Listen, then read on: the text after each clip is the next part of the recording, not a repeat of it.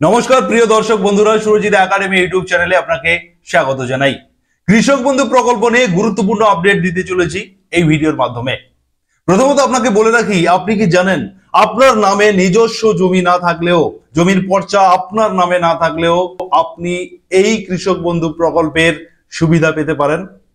আসুন এই ভিডিওর মাধ্যমে আপনাদেরকে জানাবো যে কৃষক বন্ধু প্রকল্পের সুবিধা কারা কারা পেতে চলেছে, নতুন কি নিয়ম আসতে চলেছে।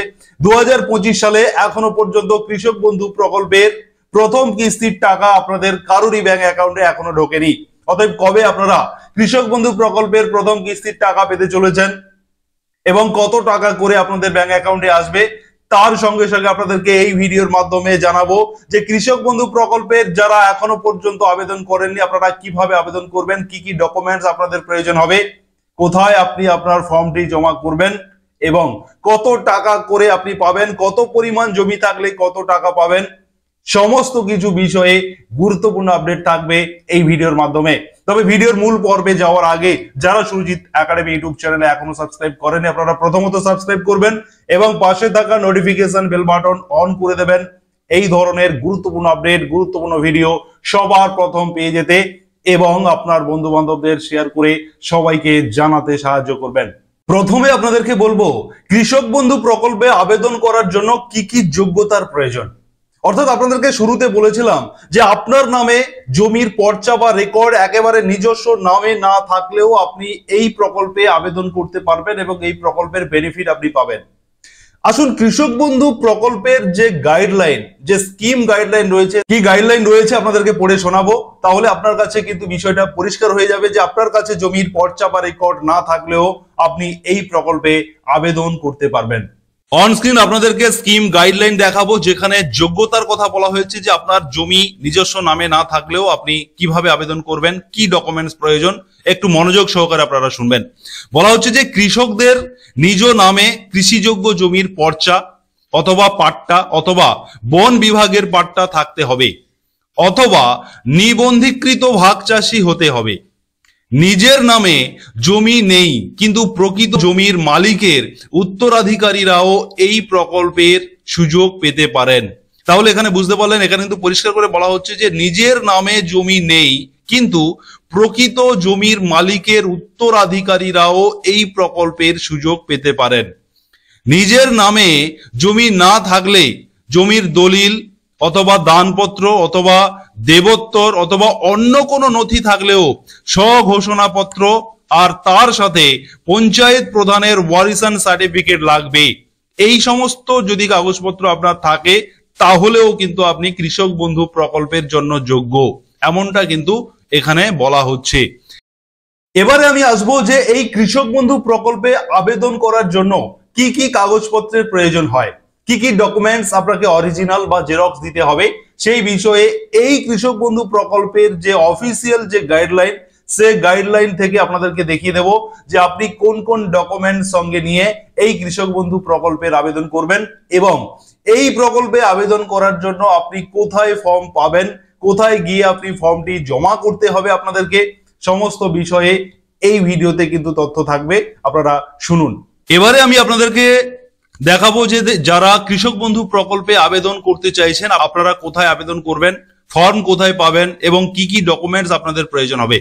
এখানে কিন্তু পরিষ্কার করে স্কিম গাইডলাইনে বলা রয়েছে যে আপনি কৃষক বন্ধু প্রকল্পে আবেদন করার জন্য যে ফর্ম বা ফরম্যাট সেটা কিন্তু আপনি ডিএস ক্যাম্প থেকে উপলব্ধ থাকবে বা সেখান থেকে আপনি পেয়ে যাবেন। অর্থাৎ ডিএস মানে হচ্ছে দুয়ারে সরকার ক্যাম্প থেকে আপনাদের কিন্তু এই ফর্ম আপনারা কালেক্ট করতে পারবেন এবং তার সঙ্গে সঙ্গে আপনি ফর্মটি পূরণ করবেন এবং তার সঙ্গে আপনার জমির পর্চা, পাট্টা, বর্গা নথি, বন বিভাগের পাট্টা ইত্যাদি যে সমস্ত জমির যে ডকুমেন্টস গুলো বলা হয়েছে সেগুলো আপনার কপি দেবেন, জেরক্স কপি সঙ্গে দেবেন।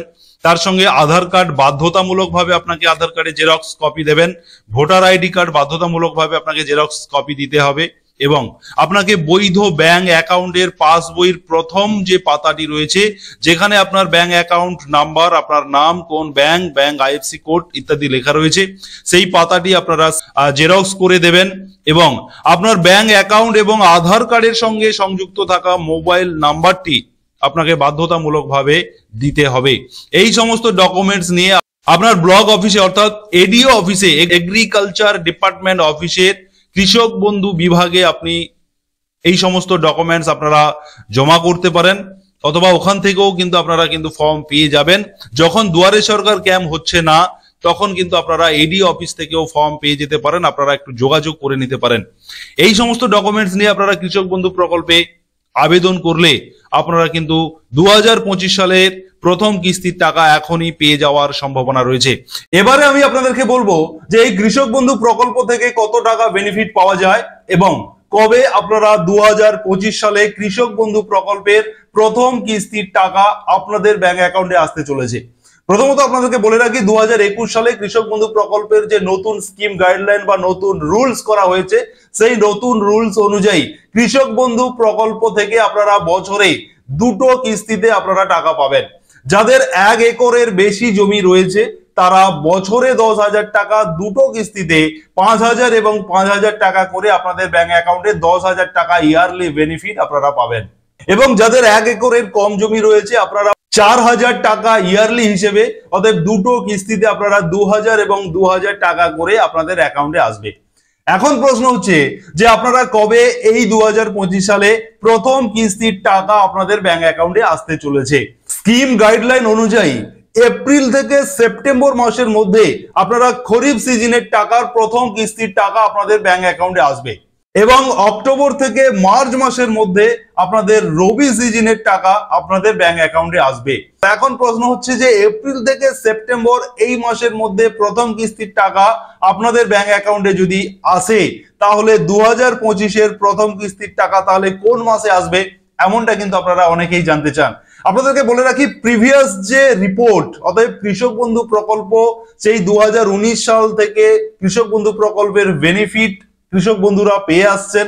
অতএব সেই প্রিভিয়াস রিপোর্ট অনুযায়ী দেখা গেছে প্রথম কিস্তির টাকা ম্যাক্সিমাম টাইম জুন মাসে আপনাদের ব্যাংক অ্যাকাউন্টে আসে। অতএব 2024 সালে কিন্তু 23শে জুন প্রথম কিস্তির টাকা ব্যাংক অ্যাকাউন্টে এসেছিল। অতএব যেহেতু এটা এপ্রিল মাস শুরু হয়েছে সে কারণে আপনাদেরকে আর কয়েকটা দিন অপেক্ষা করতে হবে। তবে কখনো কখনো কিন্তু দেখা গেছে যে এই কৃষক বন্ধু প্রকল্পের প্রথম কিস্তির টাকা মে মাসেও কিন্তু দেওয়া হয়েছে।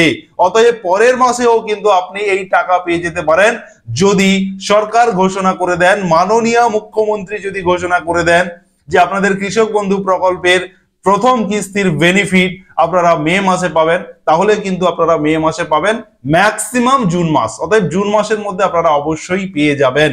অতএব মে জুনের মধ্যে আপনারা কিন্তু কৃষক বন্ধু প্রকল্পের প্রথম কিস্তির খরিফ সিজনের টাকা আপনাদের প্রত্যেকের ব্যাংক অ্যাকাউন্টে প্রথম ইনস্টলমেন্ট হিসেবে 5,000 এবং 2,000 আপনাদের ব্যাংক অ্যাকাউন্টে আসবে। যাদের 1 একরের বেশি জমি রয়েছে তারা 5,000 টাকা পাবেন এবং যাদের 1 একরের কম জমি রয়েছে আপনারা 2,000 টাকা এই কৃষক বন্ধু প্রকল্পের বেনিফিট হিসেবে আপনারা পাবেন। এবং তার সঙ্গে সঙ্গে আপনাদেরকে আরো একটি ইনফরমেশন দিয়ে রাখবো যেটা অত্যন্ত গুরুত্বপূর্ণ ইনফরমেশন। কৃষক বন্ধু প্রকল্পের আপনারা 2 লক্ষ টাকা পর্যন্ত আপনারা বেনিফিট পেতে পারেন। অতএব ডেথ বেনিফিট আপনারাও কিন্তু পেতে পারেন, এটা আপনারা অনেকেই জানেন না।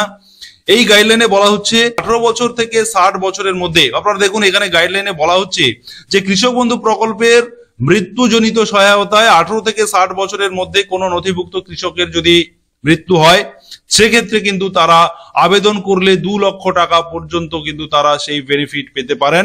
এমনটাও কিন্তু এই কৃষক বন্ধু প্রকল্পের গাইডলাইনে পরিষ্কার করে বলা রয়েছে। অতএব কৃষক বন্ধু সংক্রান্ত যাবতীয় ইনফরমেশন সবার প্রথম সবার আগে পেতে অবশ্যই আপনারা সুরজিৎ একাডেমি ইউটিউব চ্যানেলকে সাবস্ক্রাইব করে রাখবেন। পাশে থাকা নোটিফিকেশন বেল বাটন অবশ্যই অন করে রাখবেন যাতে সবার প্রথম সবার আগে আপনার কাছে নোটিফিকেশন পৌঁছে যায় এবং আপনার বন্ধু বান্ধবদের শেয়ার করে সবাইকে এই গুরুত্বপূর্ণ আপডেট জানিয়ে দিতে সাহায্য করবেন। ধন্যবাদ, সকলে ভালো থাকুন, সুস্থ থাকুন।